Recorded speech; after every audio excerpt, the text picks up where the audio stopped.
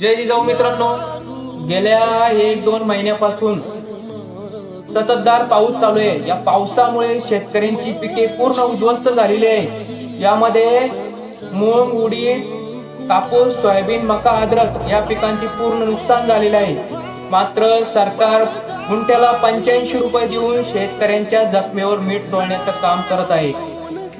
मायबाप सरकार, तुम्ही निकषाटी ठरवतायत, मात्र आमचा शेतकरी बाप जनावरे पुराच्या पाण्यात वाहून जात आहेत। माझी सरकारला विनंती आहे की शेतकऱ्याला उभं करण्यासाठी हेक्टरी 50,000 रुपये मदत करावी। का करू शकत नाही आपण? बाजूच्या राज्यामधील पंजाब सरकारने शेतकऱ्यांसाठी 50,000 रुपये हेक्टरी मदत दिली आणि मृतांसाठी 4 लाख रुपये दिले। आपण का करू शकत नाही? माझी सरकारला विनंती आहे की आपण शेतकऱ्याला उभं राहण्यासाठी सढळ हाताने मदत करावी। माझी कळकळीची विनंती आहे सरकारला।